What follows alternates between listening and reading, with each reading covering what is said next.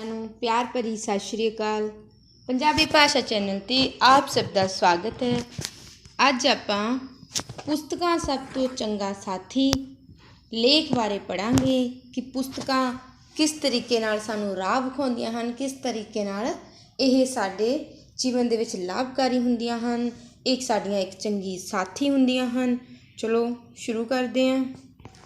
सब तो पहला असी लिखांगे जान पहचान।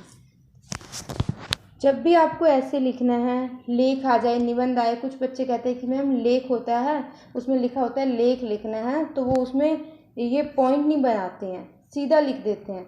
तो आपको पॉइंट बनाना है, नीचे अंडरलाइन करनी है, फिर स्टार्ट करना है। सब तो पहला आप लिखांगे जान पहचान।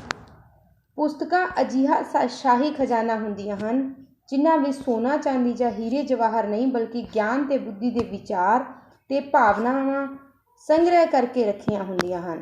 ਮੌਜੂਦਾ ਸਮਾਜ ਵਿੱਚ ਜਿੱਥੇ ਟੀਵੀ, ਰੇਡੀਓ, ਅਖਬਾਰਾਂ, ਕੰਪਿਊਟਰ ਆਦਿ ਸਾਧਨ ਮਨੁੱਖ ਦੇ ਗਿਆਨ ਵਿੱਚ ਵਾਧਾ ਕਰਦੇ ਹਨ, ਉੱਥੇ ਪੁਸਤਕਾਂ ਨੂੰ ਪਿੱਛੇ ਨਹੀਂ ਛੱਡਿਆ ਜਾ ਸਕਦਾ। ਪੁਸਤਕਾਂ ਤੋਂ ਬਿਨਾਂ ਘਰ ਜਿਵੇਂ ਖਿੜਕੀਆਂ ਤੋਂ ਬਿਨਾਂ ਬੰਦ ਕਮਰਾ। ਕੋਈ ਵੀ ਵਿਦਿਅਕ ਸੰਸਥਾ ਅਧੂਰੀ ਹੈ ਜੇ ਉੱਥੇ ਲਾਇਬ੍ਰੇਰੀ ਨਹੀਂ ਹੈ। किताबां हर देश की सभ्यता ते संस्कृति का पैमाना हैं। किसी भी देश की तरक्की का अंदाजा उत्थों दीयां बहुमंजिली इमारतां, आसमान छूंदियां चिमनियां दे वल सड़कों तो नहीं लगाया जाता, सगों उस देश दीयां रचनावां ते साहित्यकारां दे कद काठ ते विचारां तो लगाया जाता है। फिर नैक्सट पॉइंट हम लिखेंगे जीवन विच रिश्तियां दा महत्व।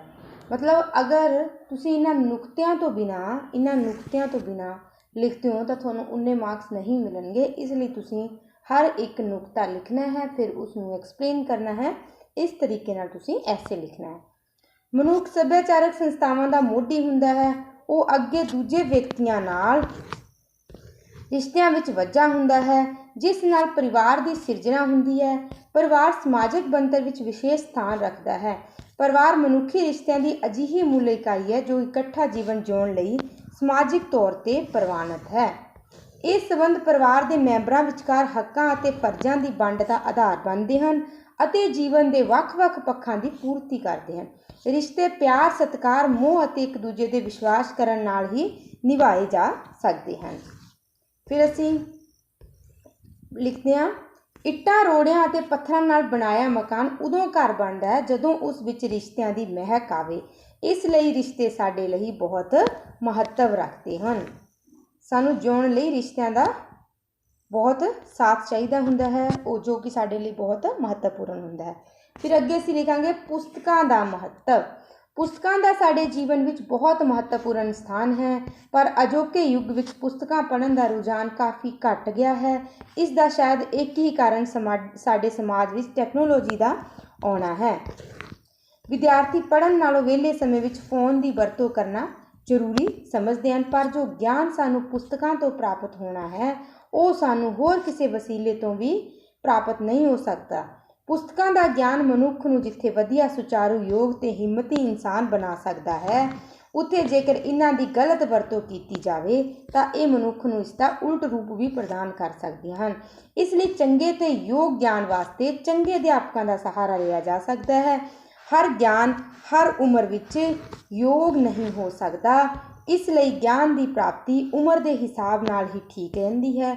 ਪੁਸਤਕਾਂ ਸਾਡੇ ਚਰਿੱਤਰ ਨਿਰਮਾਣ ਵਿੱਚ ਸਰਵੋਤਮ ਭੂਮਿਕਾ ਨਿਭਾਉਂਦੀਆਂ ਹਨ। ਸਾਨੂੰ ਇਹਨਾਂ ਨਾਲ ਦੋਸਤੀ ਕਰਨੀ ਚਾਹੀਦੀ ਹੈ, ਕਿਉਂਕਿ ਇੱਕ ਸੱਚਾ ਦੋਸਤ ਜੀਵਨ ਵਿੱਚ ਸਹੀ ਮਾਰਗਦਰਸ਼ਕ ਹੁੰਦਾ ਹੈ ਅਤੇ ਕਿਤਾਬਾਂ ਸਾਡੇ ਜੀਵਨ ਨੂੰ ਸਹੀ ਸੇਧ ਦਿੰਦੀਆਂ ਹਨ। ਪੁਸਤਕਾਂ ਪੜ੍ਹਨਾ ਕੋਈ ਬੇਕਾਰ ਕੰਮ ਨਹੀਂ, ਸਗੋਂ ਸਾਨੂੰ ਇਹਨਾਂ ਤੋਂ ਕਈ ਪ੍ਰਕਾਰ ਦੀ ਜਾਣਕਾਰੀ ਪ੍ਰਾਪਤ ਹੁੰਦੀ ਹੈ।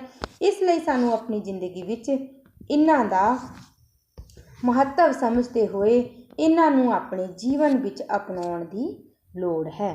ਫਿਰ ਅਗਲਾ ਨੁਕਤਾ ਹੈ ਪੁਸਤਕ ਇੱਕ ਚੰਗਾ ਸਾਥੀ। ਪੁਸਤਕਾਂ ਮਨੁੱਖ ਦਾ ਸਾਥੀ ਹਨ। ਜਿਸ ਨੂੰ ਪੁਸਤਕਾਂ ਪੜ੍ਹਨ ਦੀ ਲਗਨ ਲੱਗ ਗਈ ਹੋਵੇ ਉਹ ਆਪਣਾ ਸਮਾਂ ਪੁਸਤਕਾਂ ਲਈ ਕੱਢ ਹੀ ਲੈਂਦਾ ਹੈ। ਇੱਥੇ ਲਿਖਣਾ ਹੈ ਕੱਢ ਹੀ ਲੈਂਦਾ ਹੈ। ਉਹ ਕਦੇ ਵੀ ਆਪਣੇ ਆਪ ਨੂੰ ਇਕੱਲਾ ਨਹੀਂ ਸਮਝਦਾ, ਕਿਉਂਕਿ ਇਹ ਇਕੱਲ ਨੂੰ ਰੋਚਕ ਬਣਾ ਦਿੰਦੀਆਂ ਹਨ ਤੇ ਵਿਹਲ ਨੂੰ ਕਾਰਜਸ਼ੀਲ। ਮਨੁੱਖ ਭਾਵੇਂ ਉਦਾਸ ਹੋਵੇ ਜਾਂ ਸਫ਼ਰ ਦੌਰਾਨ ਇਕੱਲਾ, ਕਿਤਾਬਾਂ ਉਸ ਦਾ ਮਨੋਰੰਜਨ ਕਰਦੀਆਂ ਹਨ, ਉਸ ਨੂੰ ਸੰਕਟ ਵਿੱਚੋਂ ਕੱਢਦੀਆਂ ਹਨ। ਇਹ ਕੁਝ ਗਲਤੀਆਂ ਹੋ ਗਈਆਂ ਹਨ, ਇਸ ਨੂੰ ਠੀਕ ਕਰ ਲੈਣਾ। ਕੱਢਦੀਆਂ ਹਨ, ਜੀਵਨ ਵਿੱਚ ਸਹੀ ਸੇਧ ਦਿੰਦੀਆਂ ਹਨ ਅਤੇ ਨਾਲ ਹੀ ਨਾਲ ਗਿਆਨ ਵਿੱਚ ਵਾਧਾ ਕਰਦੀਆਂ ਹਨ। ਫਿਰ ਨੈਕਸਟ ਹੈ ਪੁਸਤਕਾਂ ਦੀਆਂ ਕਿਸਮਾਂ, ਕਿ ਪੁਸਤਕਾਂ ਦੀਆਂ ਕਿਸ ਤਰ੍ਹਾਂ ਦੀਆਂ ਕਿਸਮਾਂ ਹੁੰਦੀਆਂ ਹਨ। ਉਂਝ ਤਾਂ ਪੁਸਤਕਾਂ ਦੀਆਂ ਅਨੇਕਾਂ ਹੀ ਕਿਸਮਾਂ ਹਨ, ਪਰ ਇੱਥੇ ਕੇਵਲ ਕੁਝ ਚੋਣਵੀਆਂ ਕਿਸਮਾਂ ਬਾਰੇ ਚਾਨਣਾ ਪਾਇਆ ਜਾ ਸਕੇਗਾ। ਇੱਕ ਪੁਸਤਕਾਂ ਤਾਂ ਉਹ ਹੁੰਦੀਆਂ ਹਨ ਜਿਹੜੀਆਂ ਵਿਦਿਆਰਥੀਆਂ ਦੇ सिलेबस ਵਿੱਚ निर्धारित कीतियाँ ਹੁੰਦੀਆਂ ਹਨ, मतलब जो आप डेली पढ़ते हो, आपका सिलेबस है, आप उसको पढ़ोगे और फिर आप एग्ज़ाम दोगे। ਤੇ ਦੂਜੀਆਂ ਸਿਲੇਬਸ ਤੋਂ ਬਾਹਰ। ਹੁਣ ਕਿਹੜੀਆਂ ਪੁਸਤਕਾਂ ਚੰਗੀਆਂ ਤੇ ਕਿਹੜੀਆਂ ਮਾੜੀਆਂ ਹੁੰਦੀਆਂ ਹਨ, ਇਹਨਾਂ ਦਾ ਨਿਰਣਾ ਕਰ ਲੈਣਾ ਜ਼ਰੂਰੀ ਹੈ। ਚੰਗੀਆਂ ਪੁਸਤਕਾਂ ਉਹ ਹੁੰਦੀਆਂ ਹਨ ਜਿਹੜੀਆਂ ਹਰੇਕ ਦੇ ਜੀਵਨ ਦਾ ਮਾਰਗਦਰਸ਼ਨ ਕਰਨ। ਇਹਨਾਂ ਵਿੱਚ ਮਹਾਂਪੁਰਸ਼ਾਂ, ਸੰਤਾਂ, ਸੂਫੀਆਂ, ਗੁਰੂਆਂ, ਯੋਧਿਆਂ, ਵਿਗਿਆਨੀਆਂ, ਡਾਕਟਰਾਂ, ਫਿਲਾਸਫਰਾਂ, ਸਾਹਿਤਕਾਰਾਂ ਆਦਿ ਦੇ ਜੀਵਨ ਫਲਸਫੇ ਜਾਂ ਇਹਨਾਂ ਵਿੱਚੋਂ ਵੱਲੋਂ ਲਿਖੀਆਂ ਪੁਸਤਕਾਂ ਸ਼ਾਮਲ ਹੁੰਦੀਆਂ ਹਨ। ਸੰਸਾਰ ਸਾਹਿਤ ਵਿੱਚ ਕੁਝ ਕਲਾਸੀਕਲ ਪੁਸਤਕਾਂ ਅਜਿਹੀਆਂ ਹਨ ਜਿਹੜੀਆਂ ਹਰੇਕ ਯੁੱਗ ਵਿੱਚ ਇੱਕੋ ਜਿਹੀ ਲਗਨ ਨਾਲ ਪੜ੍ਹੀਆਂ ਅਤੇ ਵਿਚਾਰੀਆਂ ਜਾਂਦੀਆਂ ਰਹੀਆਂ ਹਨ ਅਤੇ ਅੱਜ ਉਸੇ ਲਗਨ ਅਤੇ ਸ਼ਰਧਾ ਨਾਲ ਪੜ੍ਹੀਆਂ ਜਾ ਰਹੀਆਂ ਹਨ, ਜਿਵੇਂ ਰਾਮਾਇਣ, ਮਹਾਂਭਾਰਤ, ਪੁਰਾਣ, ਕੁਰਾਨ, ਬਾਈਬਲ, ਸ਼ੇਕਸਪੀਅਰ ਦੀਆਂ ਰਚਨਾਵਾਂ, ਹੀਰ ਵਾਰਿਸ, ਭਾਈ ਵੀਰ ਸਿੰਘ, ਨਾਨਕ ਸਿੰਘ ਦੀਆਂ ਪੁਸਤਕਾਂ ਆਦਿ। ਮਨੁੱਖ ਦੇ ਵਿਚਾਰਾਂ ਦੀ ਪਛਾਣ ਉਸ ਦੇ ਪੁਸਤਕਾਂ ਪੜ੍ਹਨ ਦੀ ਰੁਚੀ ਤੋਂ ਵੀ ਕੀਤੀ ਜਾ ਸਕਦੀ ਹੈ, ਕਿਉਂਕਿ ਕੁਝ ਪੁਸਤਕਾਂ ਵਿਅਕਤੀ ਨੂੰ ਜਿੱਥੇ ਸੇਧ ਦਿੰਦੀਆਂ ਹਨ, ਉੱਥੇ ਕੁਝ ਪੁਸਤਕਾਂ ਅਸ਼ਲੀਲ, ਲੱਚਰ, ਕਾਮ ਉਕਸਾਊ ਅਤੇ ਮਨਾਂ ਵਿੱਚ ਜ਼ਹਿਰ ਘੋਲਣ ਵਾਲੀਆਂ ਹੁੰਦੀਆਂ ਹਨ। ਅਜਿਹੀਆਂ ਪੁਸਤਕਾਂ ਦੇ ਛਾਪਣ ਦਾ ਮਕਸਦ ਸਿਰਫ ਪੈਸਾ ਕਮਾਉਣਾ ਹੀ ਹੁੰਦਾ ਹੈ, ਕਿਉਂ ਜੋ ਲੋਕਾਂ ਦੀ ਬਿਮਾਰ ਮਾਨਸਿਕਤਾ ਅਜਿਹੇ ਭੜਕਾਊ ਸਾਹਿਤ ਵੱਲ ਛੇਤੀ ਪ੍ਰਭਾਵਿਤ ਹੋ ਜਾਂਦੀ ਹੈ। ਪੁਸਤਕਾਂ ਦੀ ਚੋਣ ਵਿੱਚ ਸੁਚੇਤ, ਕਿ ਸਾਨੂੰ ਉਹਨਾਂ ਨੂੰ ਕਿਸ ਤਰ੍ਹਾਂ ਚੋਣ ਕਰਨੀ ਚਾਹੀਦੀ ਹੈ, ਕਿਹੋ ਜਿਹੀਆਂ ਪੁਸਤਕਾਂ ਪੜ੍ਹਨੀਆਂ ਚਾਹੀਦੀਆਂ, ਉਸ ਲਈ ਸਾਨੂੰ ਸੁਚੇਤ ਰਹਿਣ ਦੀ ਲੋੜ ਹੈ। ਪੁਸਤਕਾਂ ਦੀ ਚੋਣ ਲਈ ਸਾਨੂੰ ਸੁਚੇਤ ਰਹਿਣ ਦੀ ਲੋੜ ਹੈ। ਕਈ ਵਾਰ ਕੁਝ ਪੁਸਤਕਾਂ ਮਨੁੱਖ ਨੂੰ ਕੁਰਾਹੇ ਵੀ ਪਾ ਦਿੰਦੀਆਂ ਹਨ। ਅਜਿਹੇ ਗਿਆਨਵਾਨ ਵਿਸ਼ਿਆਂ ਦੀਆਂ ਪੁਸਤਕਾਂ ਦੀ ਚੋਣ ਕਰਨੀ ਚਾਹੀਦੀ ਹੈ, मतलब उनको चुनना चाहिए जो साढ़े ज्ञान विच वाधा करन, मतलब हमारे ज्ञान को बढ़ाएं, ना कि हम किसी भी तरह की जिसमें बहुत गलत बातें जिसे हमें सीखने को मिले वो पढ़ रहे हैं। बहुत अश्लील पुस्तकें होती है, कुछ मैगजीन्स, उनको पढ़ रहे हैं, जिससे हमारा समय भी बर्बाद होता है और हमारा दिमाग भी ख़राब होता है और हम गलत रास्ते पे चलने लगते हैं। फिर नेक्स्ट है सिट्टा। सिट्टा मतलब अंत में क्या कॉन्क्लूजन निकला।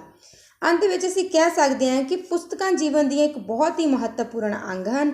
ਸਾਡੇ ਕੋਲ ਹਰ ਭਾਸ਼ਾ ਅਤੇ ਹਰ ਵਿਸ਼ੇ ਨਾਲ ਸੰਬੰਧਿਤ ਪੁਸਤਕਾਂ ਦੇ ਢੇਰ ਲੱਗੇ ਹੋਏ ਹਨ। ਸਿਰਫ ਲੋੜ ਹੈ ਚੰਗੀਆਂ ਪੁਸਤਕਾਂ ਦੀ ਚੋਣ ਕਰਨ ਦੀ। ਜਿਨ੍ਹਾਂ ਨੂੰ ਚੰਗੀਆਂ ਪੁਸਤਕਾਂ ਦੀ ਚੋਣ ਕਰਨੀ ਆ ਗਈ, ਪੁਸਤਕਾਂ ਪੜ੍ਹਨ ਲਈ ਵੇਲ ਦੀ ਉਡੀਕ ਕੀਤੇ ਬਿਨਾਂ ਪੜ੍ਹਨ ਦੀ ਜਾਚ ਵੀ ਆ ਜਾਂਦੀ ਹੈ ਅਤੇ ਉਹ ਜ਼ਿੰਦਗੀ ਦੇ ਸਫ਼ਰ ਵਿੱਚ ਉੱਚੇ ਮੁਕਾਮ ਹਾਸਲ ਕਰ ਲੈਂਦੇ ਹਨ ਅਤੇ ਸਫਲਤਾ ਉਹਨਾਂ ਦੇ ਕਦਮਾਂ ਵਿੱਚ ਹੁੰਦੀ ਹੈ। ਨਿਰਸੰਦੇਹ ਜੀਵਨ ਵਿੱਚ ਪੁਸਤਕਾਂ ਦੀ ਮਹੱਤਤਾ ਦਿਨੋਂ ਦਿਨ ਵੱਧ ਰਹੀ ਹੈ।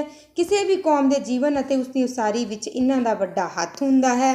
ਇਸ ਲਈ ਵੱਧ ਤੋਂ ਵੱਧ ਪੁਸਤਕਾਂ ਪੜ੍ਹਨ ਦੀ ਰੁਚੀ ਪੈਦਾ ਕਰੋ ਅਤੇ ਕਿਸੇ ਮਿੱਤਰ ਸਹੇਲੀ ਨੂੰ ਤੋਹਫੇ ਵਜੋਂ ਕਿਤਾਬਾਂ ਦੀ ਭੇਟ ਕਰੋ। ਜਿਹੜੇ ਸਕੂਲਾਂ ਕਾਲਜਾਂ ਵਿੱਚ ਸਾਲਾਨਾ ਇਨਾਮ ਵੰਡ ਸਮਾਰੋਹਾਂ ਵਿੱਚ ਵਿਦਿਆਰਥੀਆਂ ਨੂੰ ਕਿਤਾਬਾਂ ਦਿੰਦੇ ਹਨ, ਨਿਰਸੰਦੇਹ ਉਹ ਹੀ ਉਹਨਾਂ ਦੀ ਸਹੀ ਰਹਿਨੁਮਾਈ ਕਰ ਰਹੇ ਹੁੰਦੇ ਹਨ। ਤਾਂ ਪਿਆਰੇ ਬੱਚਿਓ, ਇਸ ਐਸੇ ਨੂੰ, ਇਸ ਲੇਖ ਨੂੰ, ਨਿਬੰਧ ਨੂੰ ਤੁਸੀਂ ਚੰਗੀ ਤਰ੍ਹਾਂ ਪੜ੍ਹਨਾ ਹੈ।